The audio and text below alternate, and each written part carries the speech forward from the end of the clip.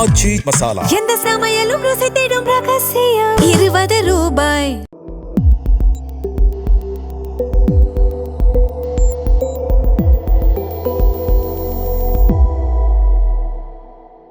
Sir வணக்கம். வணக்கம் Gabriel. Sir, இப்போ ரிசல்ட் வந்ததுலேருந்தே பார்த்தோம்னா தொடர்ச்சியாக அதிமுக நியூஸில் இருந்துக்கிட்டே இருக்காங்க. அதிமுக பலவீனப்பட்டுட்டே இருக்கிறத பார்க்க முடியுது. அதிமுகவில் பிளவு, அதிமுகவோட எம்எல்ஏஸ் அங்கே போய் சேர்ந்துட்டாங்க. இப்போ அடுத்தது விஜயபாஸ்கர் அவர்களும் தாவேக்கா பக்கம் போகிறாரு. வரிசையாக அதிமுக சம்பந்தமான நிறைய நெகட்டிவ் நியூஸ் வருது.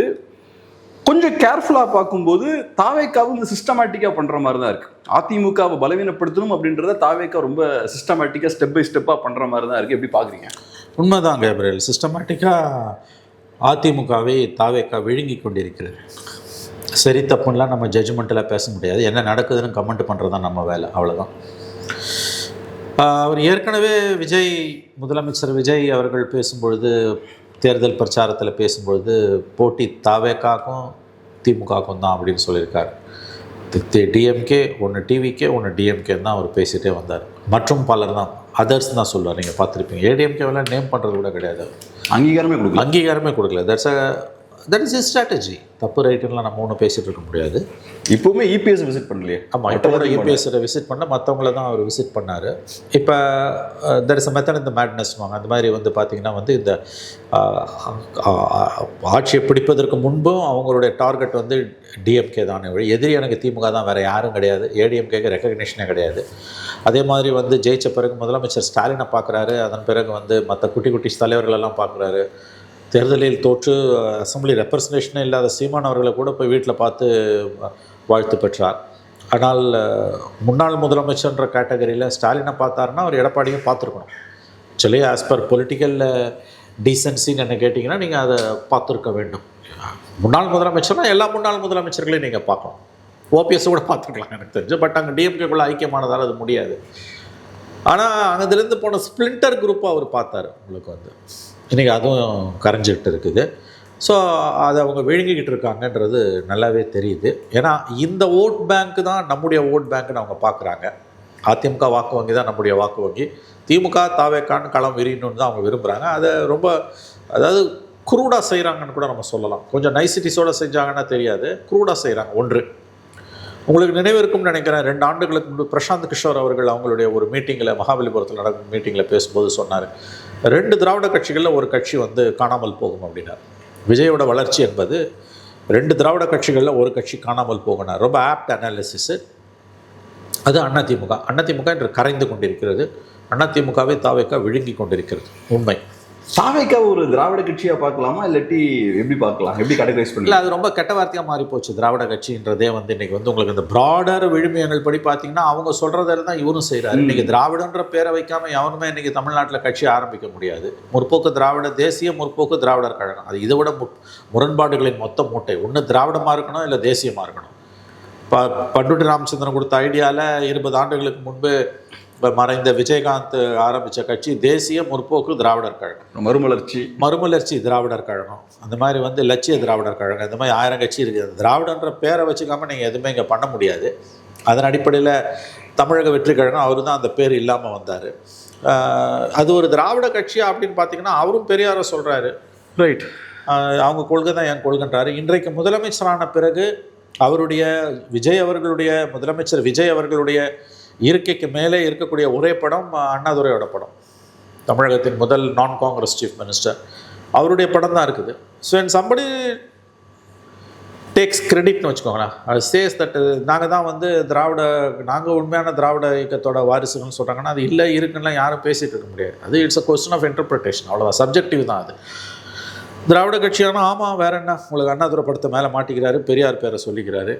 அவர் பதவியேற்றோன்னு முதல்ல போன இடம் அவர் வீடு கிடையாது, சர்ச்சு கிடையாது, கோயில் கிடையாது, மாஸ்க் கிடையாது, பெரியார் திடல். ஸோ அந்த இண்டிகேட்டர்ஸ் தெளிவாக இருக்குது. அந்த லெகசி, கண்டினியூஸி ஆஃப் லெகசி. ஏன் எல்லாருக்கும் சர்டிஃபிகேட் கொடுக்குற வீரமணியை புதிய தலைமுறை கொடுத்த பேட்டியில் இது திராவிட ஆட்சியோட தொடர்ச்சிட்டார்.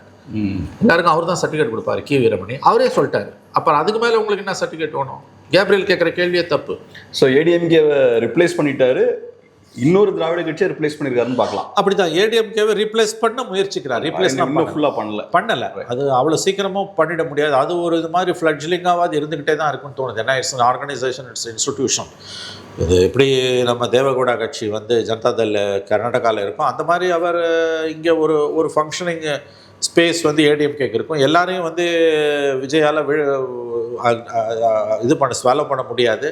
வாக்கு வங்கியையும் மொத்தமாக தாவேக்காவால் கபலீகரம் பண்ண முடியாது. பட் ஓரளவுக்கு அந்த வாக்கு வங்கியை அவரால் எடுக்க முடியும். பைபோலர் பாலிடிக்ஸாக இருந்த தமிழக அரசு மல்டிபோலராக மாறிடுச்சு. இது ரொம்ப முக்கியமான மெசேஜ். இதுதான் அதிமுகவை குறிவைத்து விஜய் தாக்கி கொண்டிருக்கிறார். அவங்களோட பொலிட்டிக்கல் ஸ்பேஸை அப்படியே விழுக்கணும்னு அவர் பார்க்கிறார். அது it's a calculated conscious decision.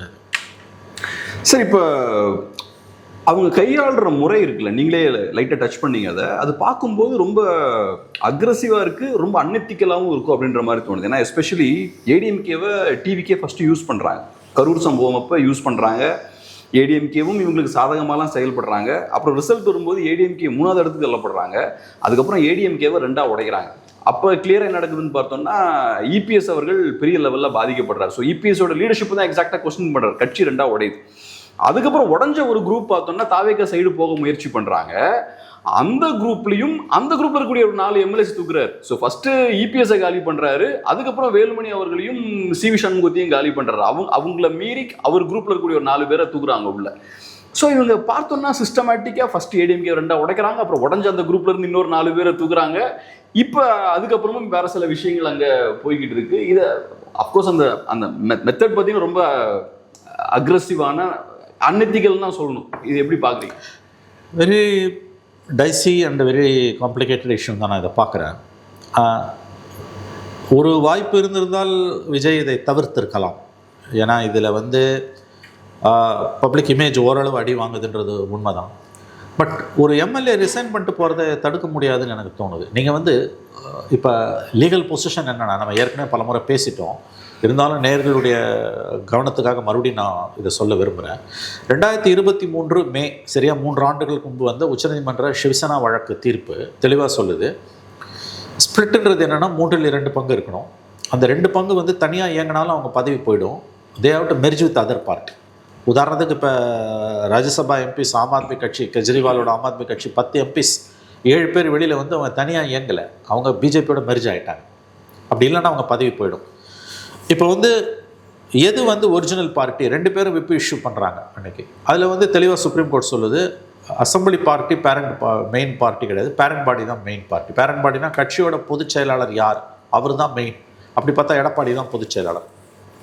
அவரை நியமிக்கிற அசம்பிளி பார்ட்டிக்குள்ளே இருக்கக்கூடிய அவங்க கட்சியோடைய ஆஃபீஸ் பேரர்ஸ், அதாவது கட்சி தலைவர், கொறடா எஸ்பெஷலி, அவங்க உத்தரவு தான் செல்லும். அப்படின்னும் பொழுது நம்பர்ஸ் வந்து பேரண்ட் பாடிக்கு எதிராக இருந்தாலும், உதாரணத்துக்கு எடப்பாடி கிட்ட 22, வேலுமணி கிட்ட, சிவி சண்முகத்திட்ட 25 இருக்குது. இந்த கொஸ்டினுக்கும் வந்து சுப்ரீம் கோர்ட் ஜட்ஜ்மெண்ட் பதில் சொல்லுது. ஏன்னா அதுதான் லேட்டஸ்ட் ஜட்ஜ்மெண்ட். அந்த ஜட்ஜ்மெண்ட்டுக்கு அடுத்த ஜட்ஜ்மெண்ட் வர வரைக்கும் we have to follow that because every supreme court judgment is a case law. அப்படி பார்க்கும்போது இந்த 22 பேர் இருக்கக்கூடிய அந்த கொறடா உத்தரவை 25 பேர் மீறி இருக்காங்க. அண்ட் இது 2/3 கிடையாது. 2/3 இருந்தாலும் கூட மெர்ஜ் ஆகலைனாலும் அவங்க பதவி போயிடும். இங்கே 2/3 இல்லை. அப்போ it's a fit case for disqualification. என்ன நடக்குது, உங்களுக்கு 2 பேருமே வந்து 13ஆம் தேதி அன்றைக்கே போய் அடுத்த நாள் மனு கொடுக்குறாங்க. 13ஆம் தேதி கான்ஃபரன்ஸ் மோஷன், அடுத்த நாள் மனு கொடுக்குறாங்க. இவங்களை அவங்க டிஸ்குவாலிஃபை பண்ணணும்னு அவங்கள இவங்க டிஸ்குவாலிஃபை பண்ணணும்னு கொடுக்குறாங்க. அந்த சேம் சுப்ரீம் கோர்ட் ஜட்ஜ்மெண்ட் படி என்னென்னு கேட்டிங்கன்னா 15 நாளைக்குள்ளே வந்து புகார் கொடுத்தவங்க விப்பை மீறினவங்களை மன்னிச்சு ஏற்றுக்கலாம். அவங்களும் மன்னிப்பு கடிதம் கொடுத்துட்டாங்கன்னா அந்த ப்ராசஸ் வந்து ட்ராப் ஆகிடும். அதனால தான் நேற்று அவசரமாக போய் எல்லோரும் கொடுத்தது. ஏன்னா இன்னையோட முடியுது அந்த டேட்டு. நான் இப்போ என்ன கொஸ்டின் வருதுன்னா, மெஜாரிட்டியை சமாளிக்கணும்னா நீங்கள் அந்த 25 பேரை வச்சு பண்ண முடியாதுன்னு போது புதுசாக இவங்க என்ன பண்ணுறாங்க, ரிசைக்னேஷனை ஆரம்பிக்கிறாங்க. ஜெயிச்சவங்க 4 பேர் ரிசைன் பண்ணுறாங்க. இது கர்நாடகாவில் 17 எம்எல்ஏஸ் ரிசைன் பண்ணிவிட்டு காங்கிரஸில் அதுக்கப்புறம் எலெக்ஷன் நின்று பிஜேபி டிக்கெட்டில் ஜெயிச்சிருந்தாங்க. இதில் வந்து இப்போ நீங்கள் வந்து இது வந்து ஆஸ் பர் ஆன்டி டிஃபெக்ஷன் லா இவங்க 25 பேரும் டிஸ்குவாலிஃபை ஆக வேண்டியவங்க. பட் அவங்க மன்னிப்பு கடிதம் கொடுத்ததால் வந்து சபாநாயகர் ஏற்றுக்கிட்டு தான் ஆகணும். அதர்வைஸ் அது ரொம்ப ரூடாக இருக்கும். அதில் 4 பேர் வெளியில் வரோம். அவங்களுக்கு வந்து இதில் வந்து சரி தப்புன்றதை நீங்கள் எதை வச்சு சொல்லுவீங்க? ஏன்னா MLA has every right to resign his seat at any point of time. இதில் எங்கே தப்பு இருக்குன்னு நான் சொல்கிறேன் சார். இப்போ என்னென்னா, நம்ம ஆன் பேப்பர் பார்த்தோம்னா தியரிட்டிக்கலாக ஒரு தப்புமே இல்லை. அவரோட பதவியை ஒரு 15 நாளில் ரிசைன் பண்ணிவிட்டு எது கரெக்ட்னு அவங்களுக்கு தோணுதோ அந்த புது கட்சியில் போய் அவங்க சேர்றாங்க. ஸோ எல்லாமே சிஸ்டமேட்டிக்காக ப்ரொசீஜர் படி பண்ணியிருக்காங்க. சட்டத்தை மீறி எதுவுமே அவங்க பண்ணல, எல்லாமே பர்ஃபெக்ட். இப்போ இந்த யாட்ஸ்டிக்கை யூஸ் பண்ணோன்னா திமுக அமைச்சர்கள் எல்லாருமே தூயவர்கள் தான். இதுக்கு முன்னாடி இந்த அதிமுக அமைச்சர்கள் எல்லாமே தூயவர்கள் தான். ஏன்னா அவங்கெல்லாம் ஜெயிலில் இல்லை, அவங்க எல்லாமே இன்றைக்கி ஃப்ரீயாக தான் இருக்காங்க. ஸோ அப்படி சட்டத்திட்டங்கள் வழியாக பார்த்தோன்னா எல்லாருமே கரெக்ட் தான். பட் நம்ம பொலிட்டிக்ஸையோ ஒருத்தங்களோட செயல்பாடையோ பார்க்கும்போது அவங்களோட செயல்பாடு எப்படி இருக்குன்னு பார்ப்போம். அவங்களோட கரெக்டான அரசியல் செயல்பாடு இருக்கான்னு பார்க்கும்போது 10 ரூபா டாஸ்மார்க் வாங்குறாங்களா, ஊழல் இருக்கா, நிர்வாகம் எப்படி இருக்குது, அதெல்லாம் பார்த்தாலே நமக்கு தெரியும் கரப்ஷன் இருக்கா இல்லையான்றது. இங்கேயும் அப்படி தான் பார்க்குறேன். 15 நாள் ஆகுது, அதுக்குள்ள மக்கள் கொடுத்த இந்த தீர்ப்பை மதிக்காம, மக்களை கொஞ்சமும் ஒரு பொருட்டான மதிக்காம, இவங்க 15 நாள்ல இங்க ஜம்ப் பண்றது தான் மக்கள் ஓட் போட்டாங்களா? எல்லா வேலையை விட்டுட்டு இங்கிருந்து அங்கிருந்து போய் ஓட்டெல்லாம் போட்டா அதை கொஞ்சமும் மதிக்காம அதை தூக்கி போட்டு இவங்க தாவேக்கா பக்கம் போறாங்க. 15 டேஸ்ல நாங்க அம்மையார் ஜெயலலிதா அவர்களோட ஆட்சியை பார்த்துட்டோன்றாங்க. எதுக்கு இவ்வளோ அவசரம்? அப்போ மக்களை நீங்கள் ஒரு பொருட்டாவே மதிக்கல. Unfortunately that's the truth. Right. அப்போ நான் என்ன சொல்ல வரேன்னா, இது எதுக்காக பண்ணி அடுத்த கேள்வி இருக்குல்ல. பதவிக்காக தான்.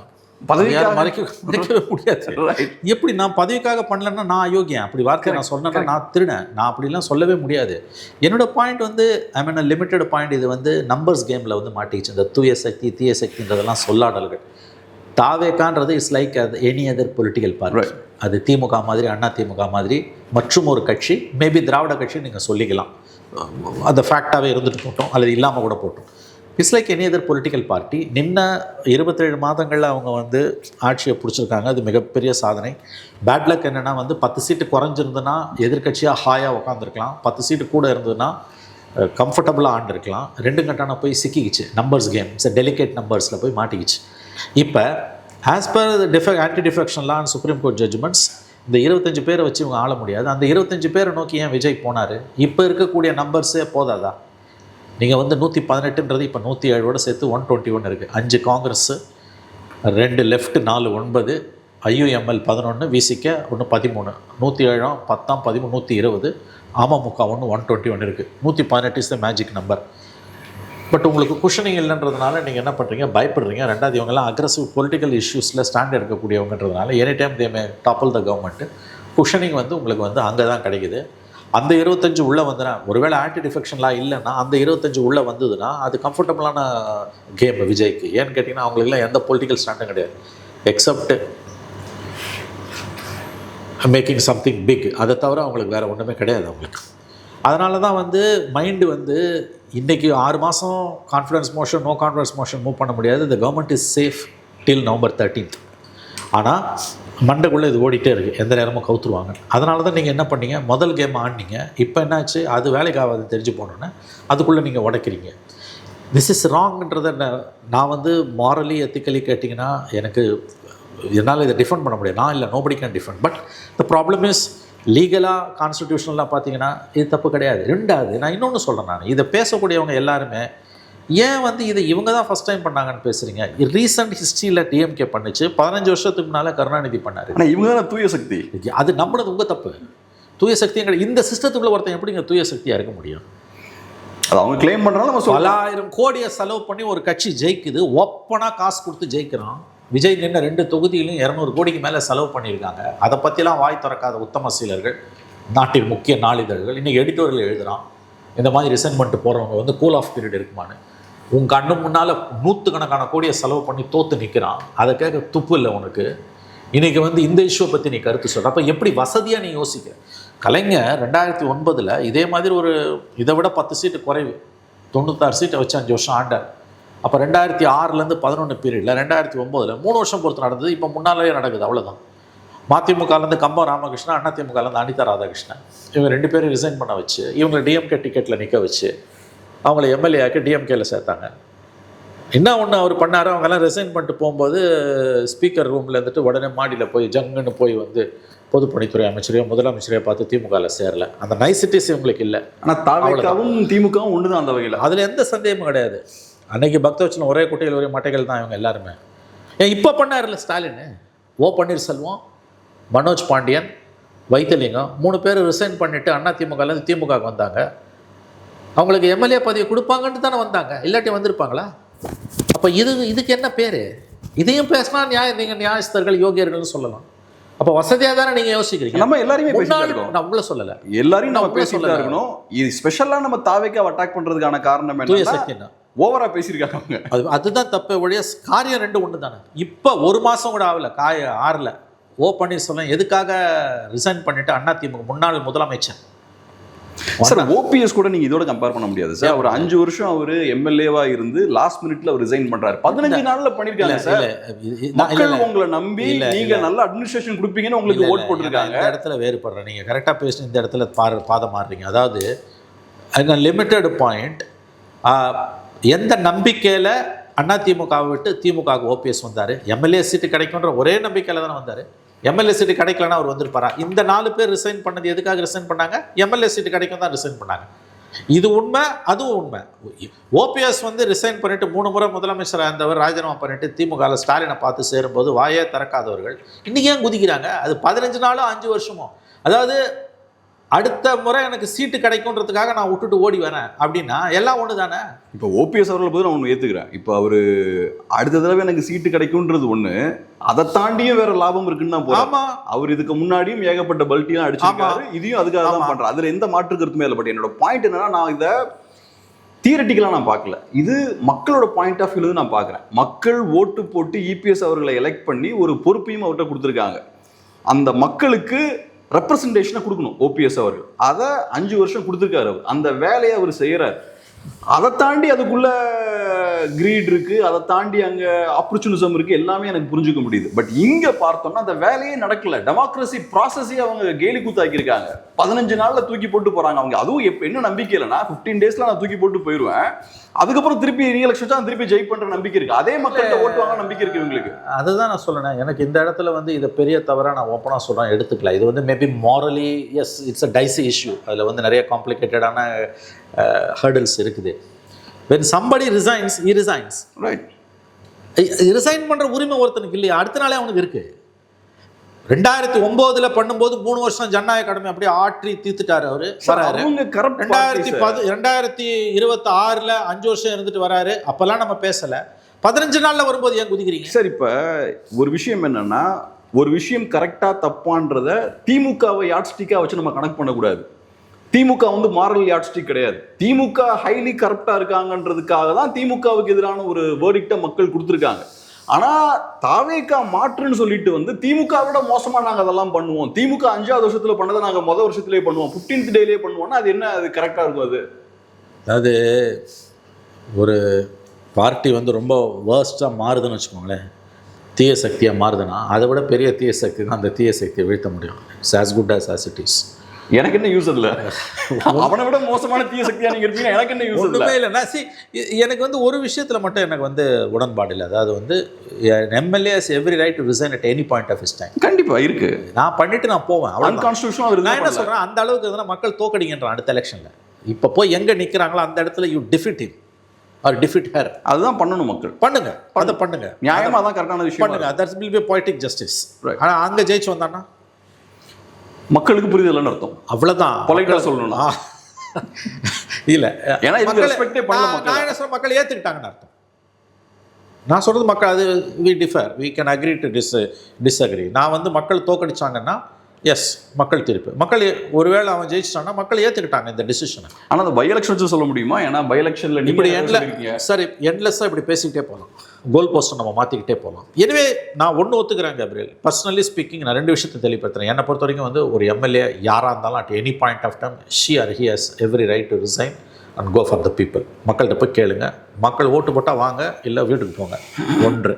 2வது ஐ அக்ரி, ஒரு பாயிண்ட் வந்து இந்த விஷயத்தை வந்து இந்த அட்டம்ப்டை விஜய் தவிர்த்திருக்கலாம். இது தாவேக்காவோட இமேஜுக்கு பாதிப்பானா ஓரளவுக்கு பாதிப்பு. அந்த யதார்த்தத்தை நான் மறுக்க தயாராக இல்லை. எனக்கு ஆக்சுவலாக சந்தோஷமான ஒரு விஷயம் என்னன்னா, நீங்கள் சொன்னீங்கல்ல தாவேக்காவுக்கு சிங்கிள் மெஜாரிட்டி கிடைக்காம கிட்ட வந்து மாட்டிக்கிட்டாங்க. 107 தான் இருக்கு. இந்த ஹோல் சிச்சுவேஷன்ல கூடிய பியூட்டி அதுதான் நான் பார்க்குறேன். அது இயற்கை தாவேக்காவுக்கு கொடுத்த ஒரு டெஸ்ட் அப்படின்னு பார்க்குறேன். எஸ், அந்த டெஸ்ட்ல ஒரு பிரின்சிபல் ஸ்டாண்டுனா தாவேக்கா நாங்கள் திமுக அதிமுக கூட்டணி கட்சிகளோடலாம் அலைன்ஸ் ஃபார்ம் பண்ண முடியாது, ஏன்னா நாங்கள் தூய சக்தி, முடிஞ்சா நான் கவர்மெண்ட் ஃபார்ம் பண்றோம், மெஜாரிட்டி இல்லைன்னா நாங்க விலகிக்கிறோம் அப்படின்னு தான் போயிருக்கணும். அதுதான் ஒரு பிரின்சிபல் ஸ்டாண்டா இருக்கும். ஆனா தாவேக்கா இங்க என்ன பண்ணிட்டு இருக்காங்கன்னா, முடிஞ்ச அளவுக்கு எல்லாரையும் சேர்த்து போட்டுடலான்னு ஒரு இடத்துக்கு வராங்க. அப்ப என்ன ஆகுது, திமுக கூட்டணி கட்சிகளை உள்ள கொண்டு வராங்க. அங்க முதல்ல உங்களுக்கு கிரெடிபிலிட்டி அடி வாங்குது. ரெண்டாவது அதிமுக ஆட்களை உள்ள கொண்டு வர முயற்சி பண்றீங்க. ஸோ நீங்க தாவேக்கான்ற கட்சி திமுக அதிமுகவுக்கு எந்த வகையிலையும் மாற்று இல்லை அப்படின்றது இங்க எக்ஸ்போஸ் ஆகுது. மூணாவது, நீங்க பிரின்சிபல் ஸ்டாண்ட் எடுக்காம இந்த மாதிரியான ஸ்டாண்டுக்கு என்ன பிரச்சனை வரும்னா, இப்ப காங்கிரஸ் கூட இருக்காங்க, மேகதாது இஷ்யூ வருது, நீங்க என்ன ஸ்டாண்ட் எடுக்க போறீங்க? காங்கிரஸ் பார்ட்டி அங்க ஒரு ஸ்டாண்ட் எடுக்கிறாங்க, இங்க ஒரு ஸ்டாண்ட் எடுக்கிறாங்க. நீங்க என்ன ஸ்டாண்ட் எடுக்க போறீங்க? நீங்க மேகதாதுல தமிழர்களுக்கான ஸ்டாண்ட் எடுக்கிறீங்கன்னா காங்கிரஸ் உதைக்கணும், முதல்ல வெள்ள தூக்கி போடணும் நீங்க. ஆனா இதுதான் பிரச்சனை. நீங்க பிரின்சிபல் ஸ்டாண்ட் எடுக்காம காம்ப்ரமைஸ் பண்ணீங்கன்னா சுத்தி இருக்கவங்களால உங்களுக்கு பிரச்சனை வந்துகிட்டே இருக்கும். காங்கிரஸால வரும், விசிகேவால வரும், லெஃப்டால வரும். அதை மக்கள் பார்க்கலாம். ஸோ 15 daysல இவ்வளவு தூரம் எக்ஸ்போஸ் ஆயிருக்காங்க. இப்போ நீங்க சொன்னீங்க இல்லையா இவங்க மாற்றே கிடையாதுன்னு, ஆனா அது எக்ஸ்போஸ் ஆயிருக்கு. இப்போ அவங்களுக்கு சிங்கிள் மெஜாரிட்டி கிடைச்சதுன்னா அது எக்ஸ்போஸ் ஆயிருக்காது. சிங்கிள் மெஜாரிட்டி கிடைக்காதனால எக்ஸ்போஸ் ஆகுது. கட்டத்தில் ஒரு நல்லது. இவங்க ஒன்றும் ஆல்டர்னேட்டிவ் நம்ம என்றைக்குமே சொன்னது கிடையாது. ஒருபோதும் ஒரு இடத்துலையும் நான் சொன்னது கிடையாது. I never set anywhere that this guys are alternative. சத்தியமாக கிடையாது. இந்த சிஸ்டத்துக்குள்ளே வரவங்க எப்படி ஆல்டர்னேட்டிவாக இருக்க முடியும்? ரெண்டாவது, அதே பெரியார், அதே காமராஜ், அதே அம்பேத்கர், இதை தான் சொல்லிட்டு வரேன். அது வந்து ரொம்ப ஷ்ரூடாக செஞ்ச மூவ். அது 3 பொலிட்டிக்கல் டிஃப்ரெண்ட் ஸ்ட்ரீம்ஸ். பெரியார்னும் போது திராவிடியன் ஸ்ட்ரீம் வருது, காமராஜன் போது காங்கிரஸ் வருது, அம்பேத்கர்னும் போது தலித் ஸ்ட்ரீம் வருது. அதெல்லாம் பார்த்து கால்குலேட்டடாக தான் நீங்கள் பண்ணியிருக்கீங்க. ஜெயிச்ச உடனே முதல் இடம் பெரியார் திடலுக்கு போகிறீங்க. நீங்கள் சொன்ன அந்த ஒரு point I agree, yes. But இது வந்து ரொம்ப ஒரு எப்படி சொல்கிறது, ஐடியலிஸ்டிக் பாலிடிக்ஸ் இது. அதாவது இட்ஸ் அ பியூட்டிஃபுல் பாயிண்ட் நீங்கள் சொன்னது. In fact you articulated it in a very fantastic manner. அதாவது எங்களுக்கு 107 இருக்குது, மைனாரிட்டி கவர்மெண்ட்டாக கூட ரன் பண்ணலாம், அன்லஸ் அப்போசிஷன் ஒன்று சேர்ந்து கவுக்காத வரைக்கும் ஒரு ஸ்டாண்டு எடுத்துருக்கலான்னு. அதாவது லுக், எங்களுக்கு மக்கள் மெஜாரிட்டி கொடுக்கல, நாங்கள் இந்த ஸ்கீம்ஸை இம்ப்ளிமெண்ட் பண்ண போகிறோம், நீங்கள் ஒத்துழைச்சிங்கன்னா நாங்கள் சபையை நடத்துகிறோம், இல்லைன்னா நாங்கள் we are ready to go. இதில் ஒரு பெரிய அட்வான்டேஜ் இருந்தது. ஆக்சுவலாக அந்த மைண்ட் கேம் அவங்க விளையாடிருக்கலாம். அட்லீஸ்ட் ஒரு வருஷமாக அது ஓடிருக்கு. என்னென்னா கேப்ரியல், இந்த அசம்பிளிக்குள்ளே யாராவது ஒரு பார்ட்டியால் கவர்மெண்ட் ஃபார்ம் பண்ண முடியும்னா அது டிவிகேவில் மட்டும்தான் முடிகிறது. பிகாஸ் மேஜிக் நம்பர் 118க்கு தே ஆர் வெரி நியரர். 107ன்றது கிழக்கில் அவங்க ஜெயிப்பாங்கன்னு வச்சுப்போம். அவங்க ஜெயிக்க போகிறாங்கன்னு தான் நான் நினைக்கிறேன். திருச்சி கிழக்கில் 108ன்னு வச்சுப்போம். 108 118 ஆகிறது ஈஸி. வேற 59 டிஎம்கே 47 ஏடிஎம்கே 118 ஆக முடியாது. Highly impossible. சேர்ந்தாலும் முடியாது, சேர முடியாது. சேர்ந்தாங்கன்னா அதை விட 2 பேரும் அடுத்த எலெக்ஷன் 200 சீட் ஜெயிப்பார் விஜய். ஏன்னா இவங்க 2 பேரும் சேர்ந்தாங்கன்னா ஏன்னா தட் வில் பி ரேங்க் ஆப்பர்ச்சுனிசமாக இருக்கும். ஒரு அட்வான்டேஜை வந்து அவங்க இழந்துட்டாங்கன்னு கூட எனக்கு தோணுது. அதாவது பாலை வந்து அவங்க கோர்ட்டில் திருப்பி விட்டுருக்கலாம், ரீஎலெக்ஷன் தான் பார்த்துக்கலாம். நாங்கள் any time we are go to ready to go to people, நீங்கள் ரூல் பண்ணுங்கள், என்னால் ஆள முடியல, we are sitting in the opposition, நீங்கள் ரூல் பண்ணுங்கள். இந்த காம்ப்ரமைஸ் பண்ணாமல் ஒரு ரீஎலெக்ஷன் நடந்திருந்தா தாவேக்கா ஸ்வீப் பண்ணியிருப்பாங்க. எஸ், இப்போ நீ உங்கள் பேரை எடுத்துட்டு இப்போ முடிஞ்சு போச்சு. I agree. சி, நான் சொல்கிறது லீகலி கான்ஸ்டியூஷனலி இது தப்பு கிடையாது. Morally yes, there are issues. But இந்த அட்வான்டேஜை வந்து ஒரு மைண்ட் கேம் ஆடுறதுல எனக்கு தெரிஞ்சு இப்போ கூட ஆடலாம். நான் சொல்கிறேன், ரொம்ப குடைச்சல் கொடுக்குறாங்கன்னா DMK, especially DMK, they can very well say, look, நாங்கள் ட்ரை பண்ணோம், எங்களால் ஆள முடியல, வி ஆர் ரிசைனிங், நான் சிட்டிங் இன் தி அப்போசிஷன் நடிக்கிடுவாங்க. ஏன்னா இந்த எலெக்ஷனில் காசு ரொம்ப செலவு கம்மியாக பண்ணி ஜெயிச்சது தாவேக்கா. பல ஆயிரம் கோடி திமுகவும் சில ஆயிரம் கோடி அண்ணா திமுக செலவு பண்ணியிருக்காங்க. அடுத்த 2 வருஷத்துக்கு அவங்களால அட்லீஸ்ட் 1 இயருக்கு எலெக்ஷனை பற்றி கனவு கூட டிஎம்கேவில் பண்ண முடியாது. அவங்க சிஸ்டம் அதை அலோவ் பண்ணாது. அப்போ அந்த வீக்னஸை விஜய் எக்ஸ்ப்ளாய்ட் பண்ணியிருந்திருக்கலாம். அதாவது எதை உணர்த்தி இருக்கணும்னா, ரொம்ப கூலாக at any point of time we are ready to sit in the opposition. நான் எந்த கட்டத்திலையும் எதிர்கட்சியாக உட்கார நாங்கள் தயாராக இருக்கோம், நீங்கள் ரூல் பண்ணுங்கள். யாராலுமே ரூல் பண்ண முடியாது. அப்போ those guys will be on their fit.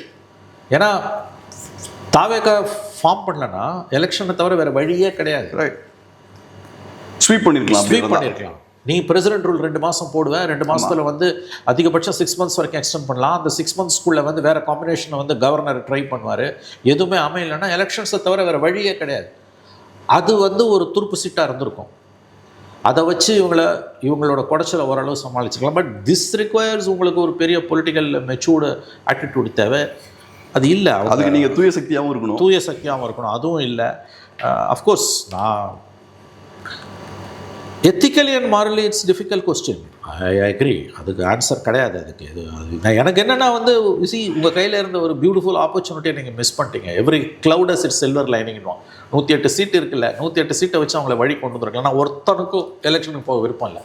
அதாவது ஒரு பியூட்டிஃபுல்லான வேர்டிக்ட் சார். ஆக்சுவலாக தாவேக்காவை டெஸ்ட் பண்ண ஒரு வேர்டிக்ட். Nature's gift. ஆமாம், நேச்சர் வந்து டெஸ்ட் பண்ணுதுன்னு சொல்லலாம் ஒரு கட்சியை. அதில் அப்போ இன்னொரு விஷயம் என்னென்னா, தாவேக்கா இவ்வளோ எஃபோர்ட் போடுறாங்க அந்த எம்எல்ஏஸ் அதிமுகலேருந்து கொண்டு வந்துடணுன்றதுக்கு இவ்வளோ எஃபோர்ட் போடுறாங்க.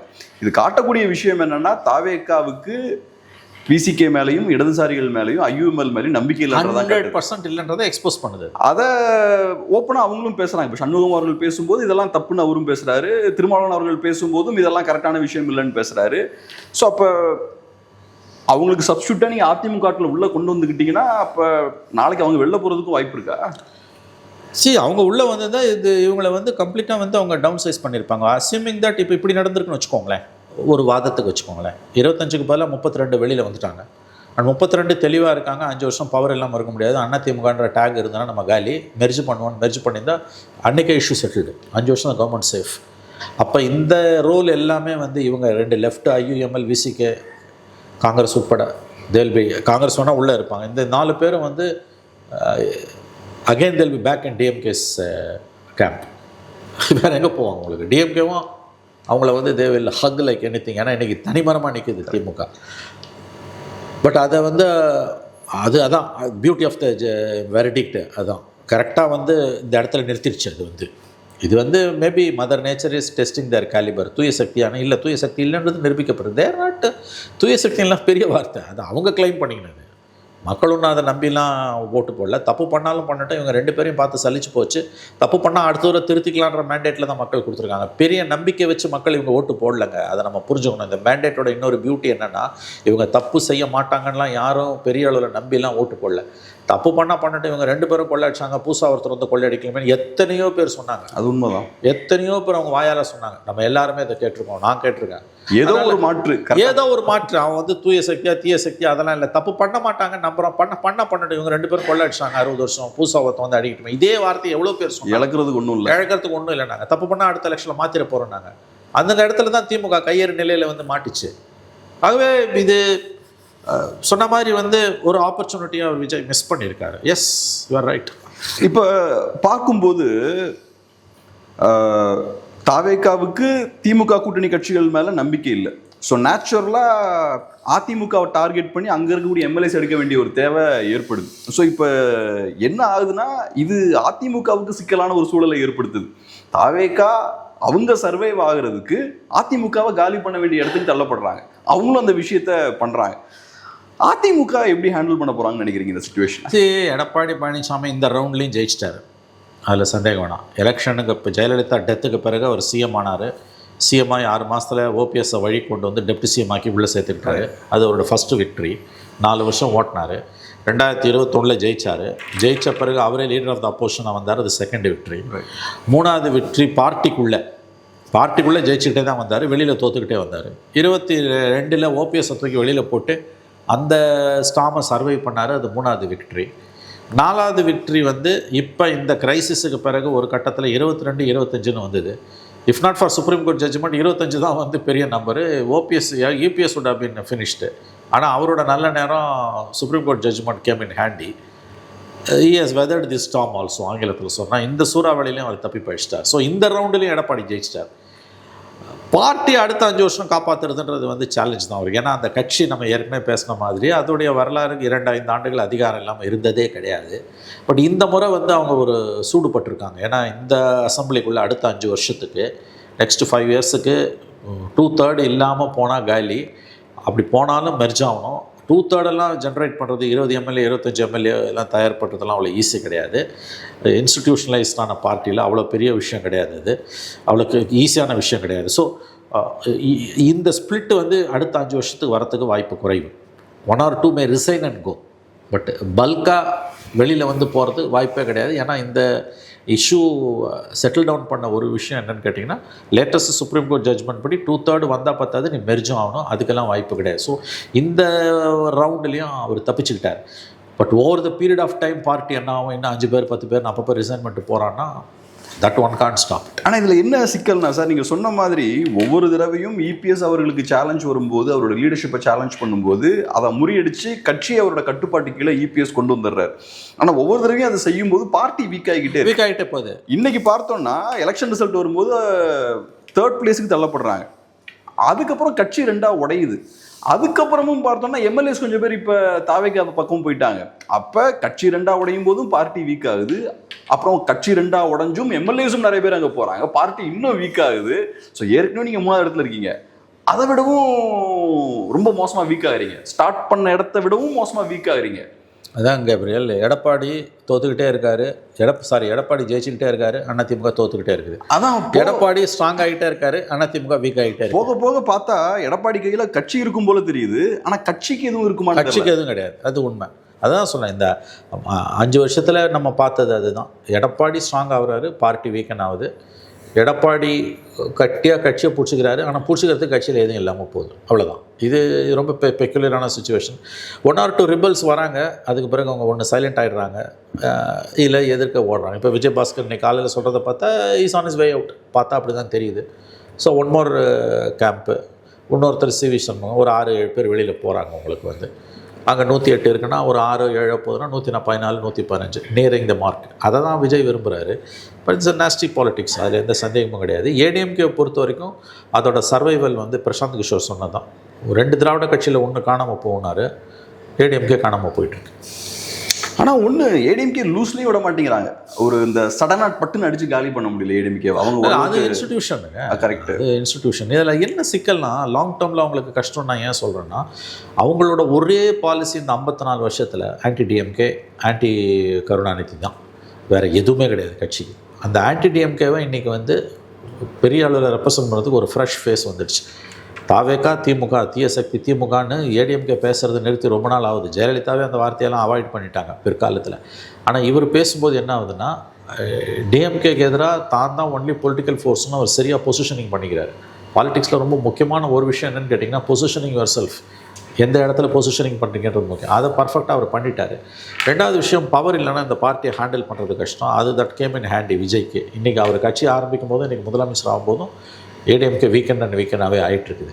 அதனால் ஃப்யூச்சரில் அவங்களோட பழைய க்ளோரி டேஸ் வருமானது டிஃபிகல்ட். பார்ட்டி அழியும் நான் சொல்லலை. லைக் தேவகூட பார்ட்டி மாதிரி ஒரு 3rd ஃபோர்ஸாக இருந்துட்டு போகும், ஒரு 18% or 20% அரவுண்டு. 118 வாங்கி ஜெயிக்கிற அளவுக்கு போகிறதோ, 30% கிராஸ் பண்ணுறதோ நியர் ஃப்யூச்சர் அடுத்த 3-4 தேர்தல்களுக்கு அதிமுக வாய்ப்பு இல்லைன்னு தான் எனக்கு தோணுது. ஏன்னா there is a consistent erosion in their vote bank. ஆங்கிலத்தில் சொன்னால் தேர் இஸ் அ எப்படி சொல்கிறது, there is a systemic consistency in the downward trajectory. 10 years அது நடந்தார், 10 years நடந்துட்டு கீழே போகிறதுன்றது தேர் இஸ் அ கன்சிஸ்டன்சி. அது ரொம்ப கவனத்தில் கொள்ள வேண்டிய ஒரு விஷயம். அப்வர்டு மொபிலிட்டிக்கு வாய்ப்பே இல்லைன்னு தான் தோணுது இப்போதைக்கு. அதுக்கான எந்த சிம்டம்ஸுமே தெரியல. தே வில் சர்வைவ், அதாவது they will be there, wipe அவுட்லாம் ஆக மாட்டாங்க. பட் ஒரு 15% 18% அந்த ரேஞ்சில் இருக்கும். அந்த ரேஞ்சில் இருக்கிறது டசன்ட் மேக் சென்ஸ். ஒரே ஒரு சின்ன லைட் ஹோப் அவங்களுக்கு என்னவா நான் பார்க்குறேன்னா, நெக்ஸ்ட் ஒரு 3 yearsல டிவிகேவுக்கு எதிரான ஆன்டி இன்கம்பன்சி பெரிய அளவில் இன்க்ரீஸ் ஆச்சுன்னா மேபி அதிமுக கையை விட்டு போன ஓட்ஸ் திரும்ப அங்கே ஷிஃப்ட் ஆகிறதுக்கு வாய்ப்பு இருக்குன்னு நினைக்கிறேன். ஏன்னா தாவேக்கா பொறுத்தவரை எங்கான ஒரு பார்ட்டி, அங்கே நிறைய சிக்கல்கள் இருக்குது. இப்போ அவங்க மினிஸ்டர்ஸ்லாம் இஷ்யூஸை டீல் பண்ணுறதை பார்க்கும்போது அவங்களுக்கு நிறைய பிரச்சனைகள். எக்ஸாக்ட்லி. ஸோ ஏதோ ஒரு வகையில் அவங்களுக்கு சரியாக நிர்வாகம் கொடுக்க முடியல, ஆன்டி இன்கம்பன்சி இன்க்ரீஸ் ஆச்சுன்னா மேபி ஒரு சின்ன ஹோப் இருக்குன்னு நினைக்கிறேன். அது நம்ம மறுக்க முடியாது. No, you cannot predict, you cannot completely rule out a political party like ADMK because it's an institution. நான் அதை மறுக்கலை. அதாவது ஷிஃப்ட் பேக் ஆகிறதுக்கு ஓட் பேங்க் வாய்ப்பு இருக்குது. பட் ப்ராபபிலிட்டி தியரி படி பார்த்தா வாய்ப்பு குறைவுன்னு எனக்கு தோணுது. ஏன்னா அடுத்த தலைமுறைக்கான தன்னுடைய திட்டங்களையோ அல்லது அடுத்த தலைமுறையை ரீச் பண்ணுற எதையுமே எடப்பாடி பழனிசாமி செய்யலை, அவங்க தலைவர்களும் செய்யலை. நம்ம லாஸ்ட் டைம் பேசினது தான் அவங்களுக்கு. The role of social media, the relevance of social media பற்றி ஸ்டாலினுக்கு இருக்க புரிதல் கூட எடப்பாடிக்கிட்ட இல்லையே.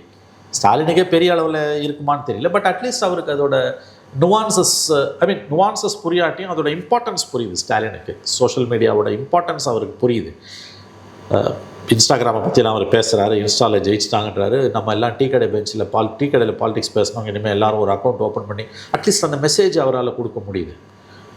எடப்பாடி வாயிலேருந்து இந்த 15-18 நாளில் நீங்கள் பார்த்தீங்கன்னா சுய பரிசோதனைன்ற வார்த்தையும் இல்லை, கட்சியை எப்படி ஸ்ட்ரென்தன் பண்ணணும் அப்படின்னும் போது சோஷியல் மீடியாவோட ரிலவன்ஸை பற்றி அவர் பேசுகிறதும் இல்லை. பேப்பர் ஒன்று ஆரம்பித்தவங்க அதை பிடிச்சி நிற்கிறாங்க. இன்றைக்கி the days of newspaper gone completely உங்களுக்கு தெரியும். இன்னொன்று வந்து இப்போ சோஷியல் மீடியா பர்சன்ஸை பற்றி அவர் பேசாதது பெரிய ஆபத்து. நான் ஏன் சொல்கிறேன்னு கேட்டிங்கன்னா, சோஷியல் மீடியா பர்சன்ஸ் அதுதான் வந்து இன்றைக்கி ஒரு பெரிய ரோலை ப்ளே பண்ணிகிட்ருக்குது. இன்னொன்று வந்து நீங்கள் முக்கியமாக கவனிக்கணும், சோஷியல் மீடியா ப்ரெசன்ஸும் போது எல்லா தலைவர்களும் ஒரு அட்மினை வச்சுக்கிட்டு போடுறது அது கிடையாது. Party as such has to indulge in social media. Party has to engage with social media. உங்களுக்கு சொன்னேன்னு தெரியல, பிரசாந்த் கிஷோரோட அட்வைஸ் டு ராகுல் காந்தி சொன்னேன் நான். அது உங்களுக்கு Prashant Kishor has given an advice to ராகுல் காந்தி. எப்போ 2017-18 வந்து ஒரு கொஞ்ச நாள் வந்து he was working with Congress party. அஃபிஷியலாக சைன் பண்ணுறதுக்கு முன்னால் 2019 பார்லிமெண்ட் எலெக்ஷனுக்கு சைன் பண்ணுறதுக்கு முன்னால் he was working with Congress. But of course அதுக்கப்புறம் அக்ரிமெண்ட் சைன் பண்ண முடியல, ஏன்னா நிறைய ப்ராப்ளம்ஸ் உள்ளே இருக்குது. அப்போ பிஃபோர் லீவிங் ராகுல் Gandhi I was told by Congress leaders வந்து, அப்போ ராகுல் காந்திக்கு ஒரு அட்வைஸ் கொடுக்குறாரு பிரசாந்த் கிஷோர். என்னென்னா, பார்ட்டி ஆஃபீஸ் பேரர்ஸில் கீழே வந்து பஞ்சாயத்து லெவல்லேருந்து மேலே வந்து எங்கெல்லாம் உங்களுக்கு கவர்மெண்ட் இருக்கோ 3-4 ஸ்டேட்ஸில் Congress has government, chief minister வரைக்கும், பார்ட்டி பிரசிடென்ட் வரைக்கும், யாரெல்லாம் சோஷியல் மீடியா ப்ரெசன்ஸில் இல்லையோ அவங்கள கட்சி பொறுப்புலேருந்து தூக்கிட்டு let them B a party member. And ordinary Congress மெம்பராக ஒருத்தன் இருந்துட்டு போகலாம். பட் ஒரு வட்ட செயலாளர், பகுதி செயலாளர், அல்லது வந்து district secretaries, AICC members, executive committee members, ruling பார்ட்டியாக இருந்தோன்னா மினிஸ்டர்ஸு, எம்எல்ஏஸு, எம்பிஸு, சோஷியல் மீடியாவில் அக்ரெசிவாக அவங்க தன்னை என்கேஜ் பண்ணிக்கணும். ட்விட்டரில், இன்ஸ்டாவில், யூடியூப்பில். அந்த மாதிரி வந்து உங்களுக்கு வந்து சோஷியல் மீடியா என்கேஜ்மெண்ட் இல்லாத ஆஃபீஸ் பேரர்ஸ்னால் கட்சி பொறுப்புகள் கீழ் மட்டத்துலேருந்து மேல் மட்டம் வரைக்கும், லீவெல்லாம் ஆர்டினரி மெம்பர்ஸ், அவங்கள கட்சியில் பொறுப்பில் வைக்காதங்கிறான். ஏன்னா தட் இஸ் த ரெலவன்ஸ்.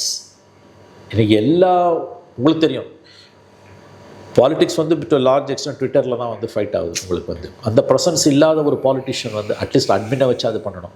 அட்மினை வச்சு பண்ணுறது வந்து பண்ணணும், ரிஸ்க் மட்டும் இல்லை.